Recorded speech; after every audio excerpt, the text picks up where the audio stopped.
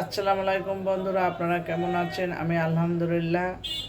এখানে কতগুলো তালের বিচি দেখাচ্ছি। দেখেন, অনেক দিন আগে এই তালের বিচিগুলো রেখে দিয়েছি। যখন আমরা তাল খেয়েছি সেই বিচিগুলো রেখে দিয়েছি। কত বড় বড় গছ হয়েছে দেখেন, একদম শুকিয়েও গেছে। আমি অনেক দিন খুলনা ছিলাম, যার জন্য খাওয়া হয়নি, ছাদের উপরে রেখে দিয়েছিলাম। তো আজকে নিয়ে আসলাম। এখন এগুলো কাটবো, ভিতর থেকে শ্বাসগুলো বের করব। শুকিয়ে গেছে, আমি তো ছিলাম না, পানিও দিতে পারি নাই। দেখি ভিতরে কি অবস্থা। এখন কেটে কাটাকাটি করি। এখন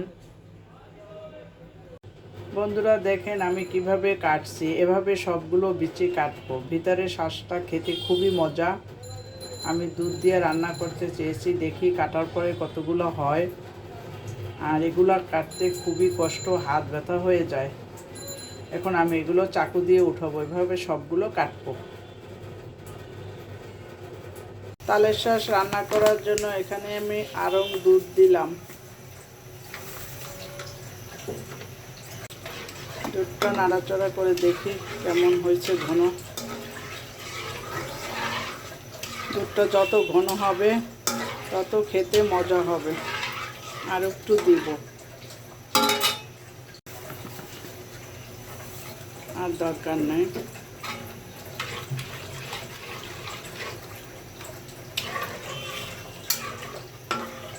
এখন আমি এর ভিতরে মশলা দেব। তেজপাতা, দারচিনি, এলাচি দিয়ে দিলাম। 1/4 কাপ চিনি দিলাম।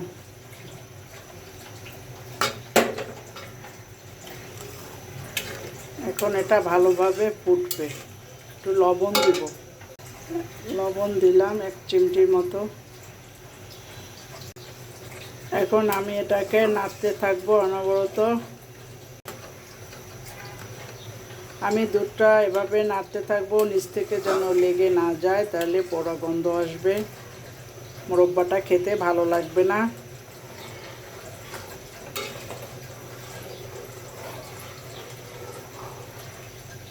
এতগুলো তালের বিচি থেকে আমি শ্বাস পেয়েছি।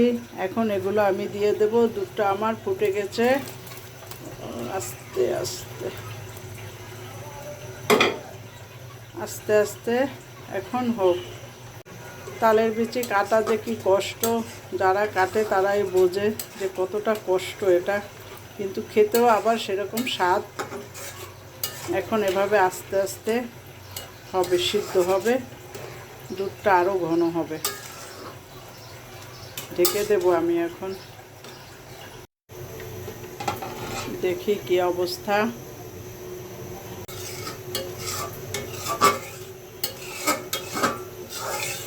ফুটে গেছে।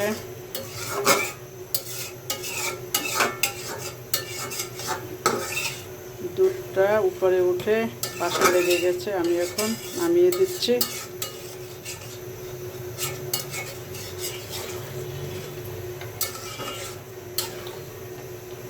সিদ্ধ হলো কিনা দেখি তো।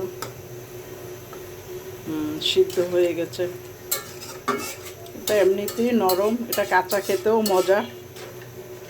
আমারটা তো শুকিয়ে গেছে, অনেকদিন আমি খুলনা ছিলাম, যার জন্য খাওয়া হয়নি। খুলনা বসে খুব মিস করছি আমার এই বিচিগুলোর কথা। তো মাশাআল্লাহ এসে দেখলাম ভালোই আছে। চিনিটা টেস্ট করি। হ্যাঁ, চিনি হয়েছে। বেশি চিনি দিলে আবার খাওয়া যাবে না। আরও একটু দুধটা ঘন হোক, তারপর উঠাবো। চুলার আঁচটা আমি বাড়িয়ে দিচ্ছি। একদম মালাইয়ের মতো হয়ে গেছে, সর পড়ছে।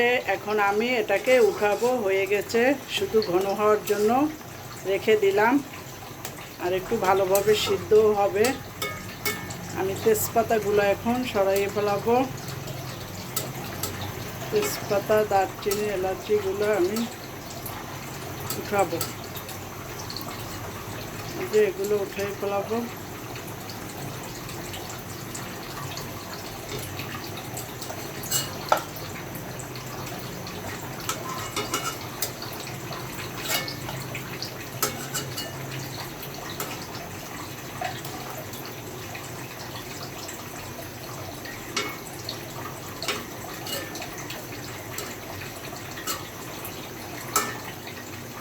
হয়ে গেছে এতটুকু, দুধ ঘন লাগবে। চুলোটা অফ করে দিলাম। হয়ে গেছে আমার তালের শাঁসের মোরব্বা। দেখেন কত সুন্দর হয়েছে এবং এটা খেতে খুবই খুবই মজা। এটা যখন ঠান্ডা হবে ফ্রিজে রেখে দেব, আরও মজা হবে, একদম মালাই মালাই হবে তখন। বন্ধুরা আপনারা সবাই লাইক করবেন, কমেন্ট করবেন, সাবস্ক্রাইব করবেন, বেল বাটনটা অন করে রাখবেন যাতে আমার ভিডিওগুলো আপনারা দেখতে পান। সবার জন্য আমার ভালোবাসা থাকলো। সবাই ভালো থাকেন বন্ধুরা। খোদা হাফেজ।